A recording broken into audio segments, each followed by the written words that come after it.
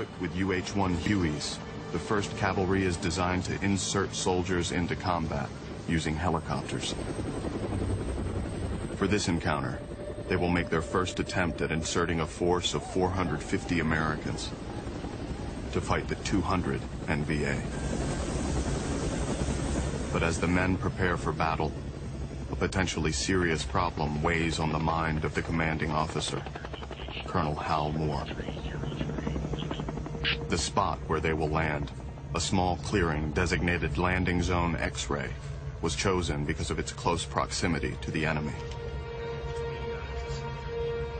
It is too small, however, to land more than 8 helicopters at a time.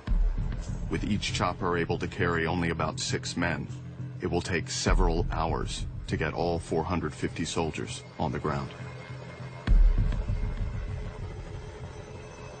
Any commander's fear in a case like that, if you land and you've only got a few of your troops, less than 100, and the enemy comes on you, you're in a bind. If you go down, the LZ is the landing zone is closed, and whoever's in there dies. At 10:19 a.m., Firebase Falcon, 5 miles from the landing zone, lets loose a vicious barrage of artillery into the enemy positions. The 28-minute onslaught is meant to clear the LZ so the helicopters can land safely. At 10:35 a.m., the first U.S. choppers lift off and begin the 13-minute flight to the landing zone.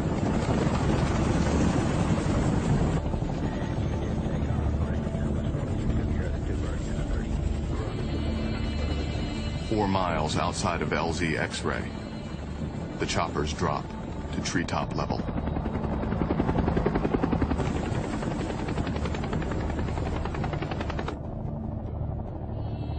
In front of them lays a landscape of smoke and exploding U.S. ordnance. The barrage is intricately timed to stop just 1 minute before the soldiers hit the ground. If the timing is off by even a few seconds, they will risk being hit with their own artillery.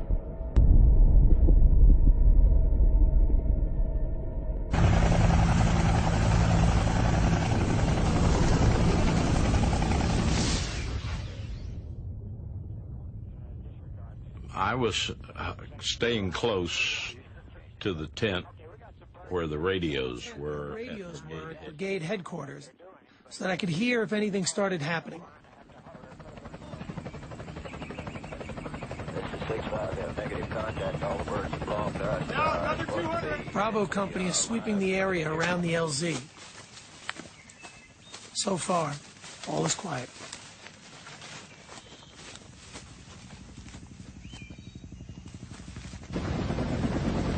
Already the choppers are delivering the second load of soldiers.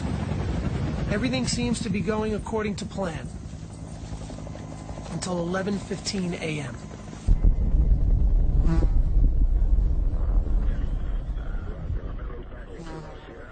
Bravo's 1st platoon captures a single, unarmed NVA soldier. He's immediately taken to the command center for interrogation. At 11:20, the prisoner makes an incredible revelation.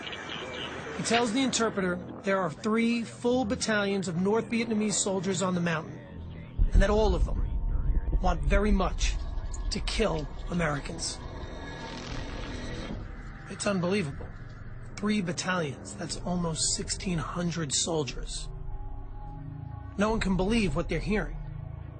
We've got less than 200 men on the ground, meaning we're outnumbered 8 to 1. Roger, say again.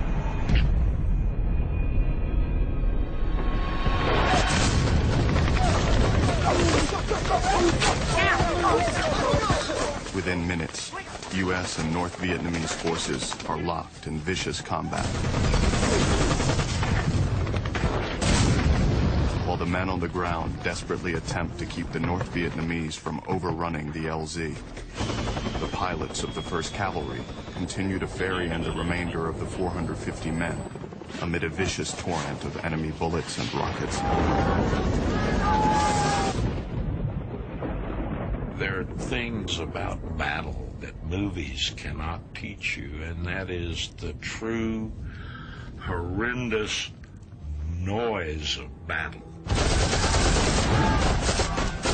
Bullets cracking, bombs landing, artillery shells exploding, people screaming. It's just a cacophony that's almost deafening. After nearly 8 hours of battle, casualties are mounting and supplies are running low.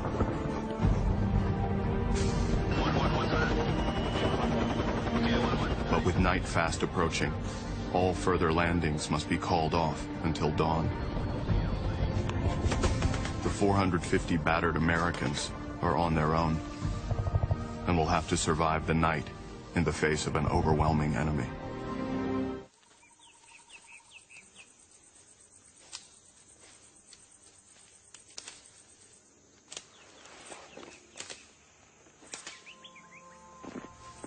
The enemy launched several small attacks against our lines. The dead still lay where they were killed. It's too dangerous to try and move them. Joe Galloway is the only correspondent at Landing Zone X-Ray. Of the 450 soldiers on the battlefield, 85 are already dead or wounded. Those still alive are desperately in need of ammunition and supplies. Word is that reinforcements are going to try and land a few miles away and try to fight their way over to us. God, I hope they make it.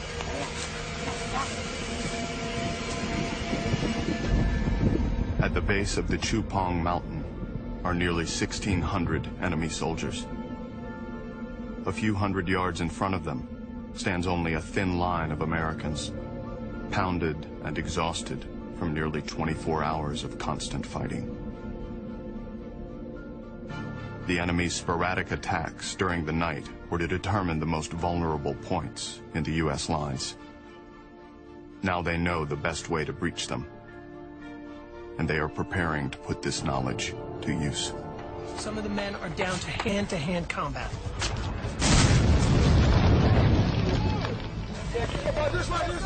7:15, NBA soldiers hit Delta Company, right where they connect with Charlie Company.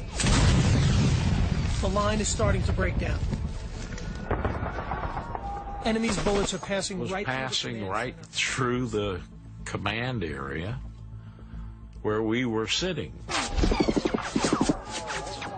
And I just fell over on my belly and got as flat as I could.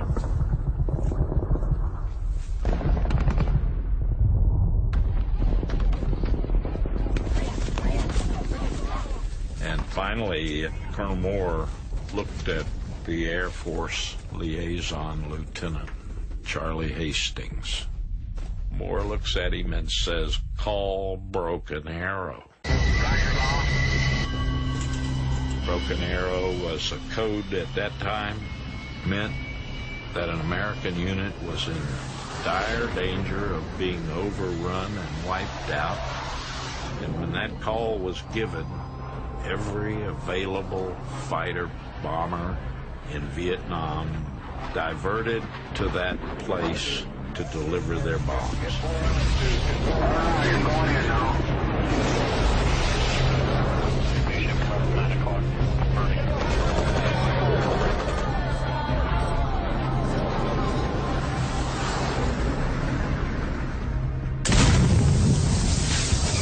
It was about then that I heard Colonel Moore yelling, "Get him off of us, Charlie.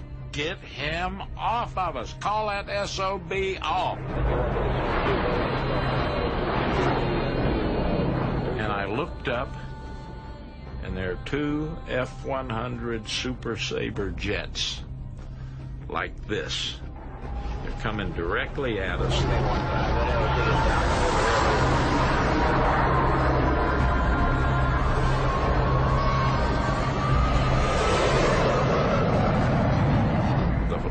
plane has already punched the pickle switch and will turn loose canisters of napalm.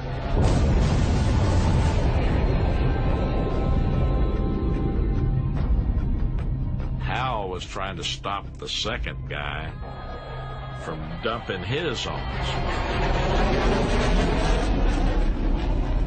But unfortunately for 2 or 3 engineer demolition guys, they were right in the path.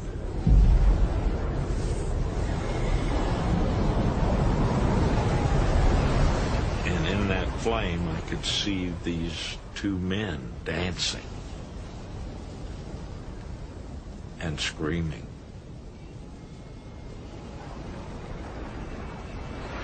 And someone yelled, "Get this man's feet!" And I reached down and picked him up, and his boots crumbled. The flesh on his ankles just peeled off. I could feel the ankle bone in the palm of my hands. And we carried him over to where the wounded were. It was a young specialist named Jim Nakayama out of Rigby, Idaho. Married. Wife had a baby that week.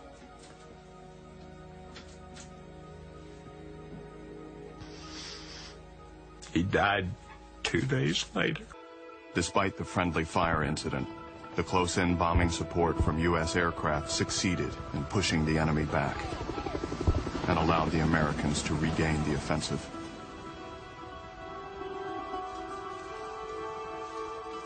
America's first major battle with the North Vietnamese has ended in victory.